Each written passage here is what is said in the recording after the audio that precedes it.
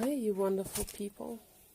So, today I have something special for you and for me actually, because I tried painting on tanned paper, and this tanned paper is from Canson.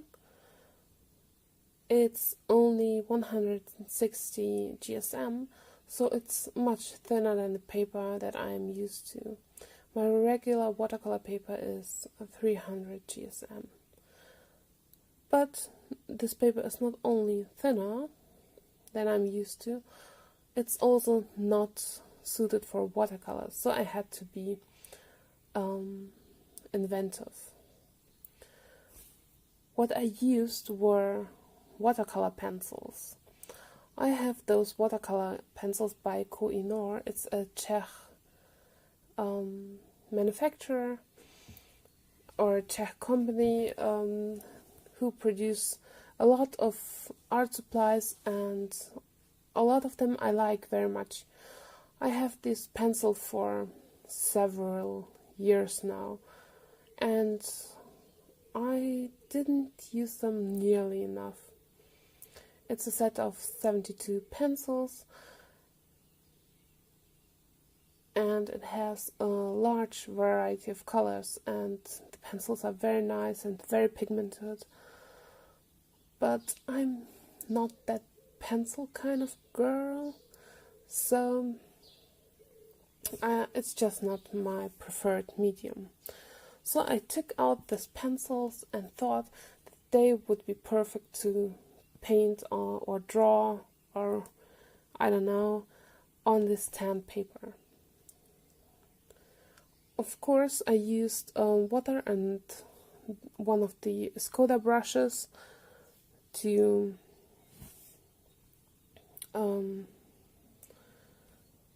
soften the watercolor pencils out. What I didn't think about was that by using the water, the tanned paper gets only darker. So it was very difficult to see the actual color that I had laid down on the paper after I wet the paper. Not only that, the paper, although it was taped down, started to warp a little bit by the slightest water. It's okay now. You can see just a tiny bit of warping after it all dried up. But I had to make breaks and wait for the painting to dry through before I could start another layer. I also had to be very I had to put the layers very lightly, because I didn't want to rip the paper. It became very thin. At least it felt like that to me. And, well, you can't see any damages on the paper after I finished the thing. And it's actually very nice in the end. But in the middle of this process, I wasn't so sure about that. Also, what I realized is that it takes much longer to use watercolor pencils. I think it also takes much longer to use pencils. I haven't used them in a while, and as you may know, I prefer pencils on darker backgrounds, so I might use the rest of the tanned paper, which I really like for my pencil drawings.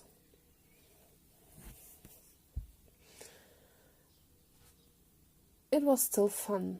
It was fun, and I had enjoyed all this drawing, painting experience. As a motive for this one, I have chosen bats, because they are cute. I actually had the chance to touch a bat once. It was a very awkward date that I had with a young man. And we were walking through a botanical garden in the city that I lived in. And they had like some kind of market there, and the students from the university who studied biology and I don't know what explained different plants and to children, and then there were like insects that were shown, and there was this one lady who was a student of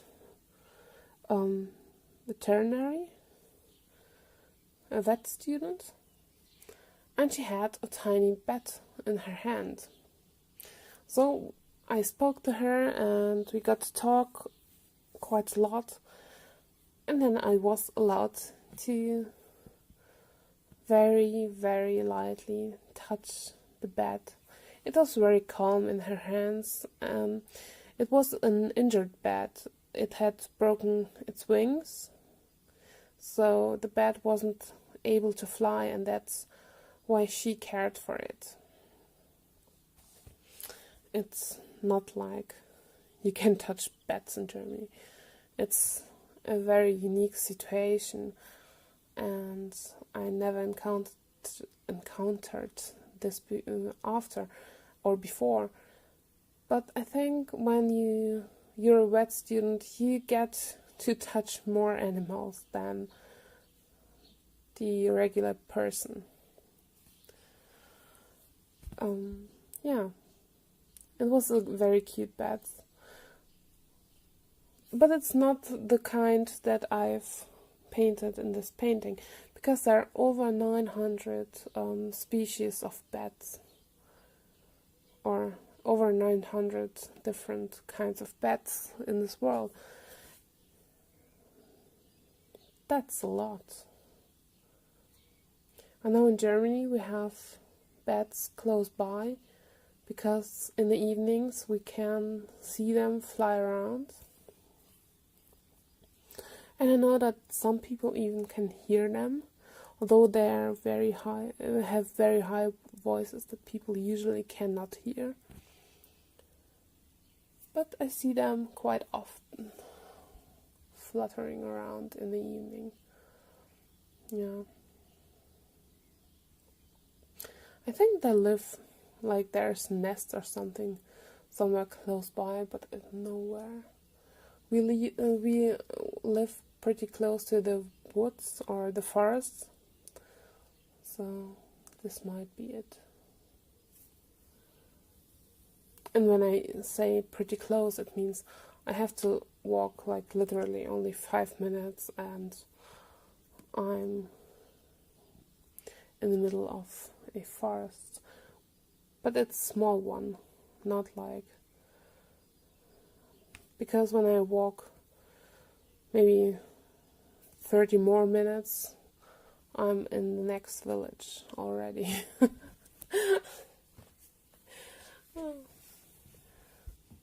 I think that's something that may surprise people from other countries, or from not European countries, that the villages in Germany are pretty close to one another.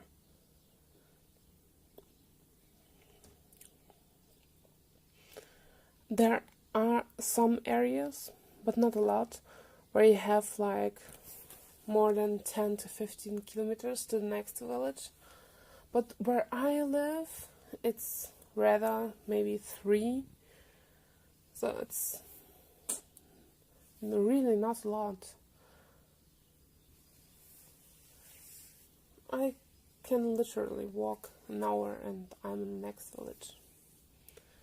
And I'm not living in a big city or something. Close to a bigger city, but not in a bigger city. So,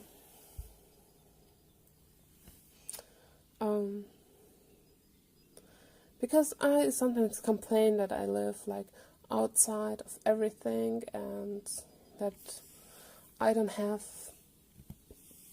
art supply stores here or anything, and that's like the end of the world, but compared to other countries, it's like in the middle of everything. So I hope you enjoyed watching me painting this bed.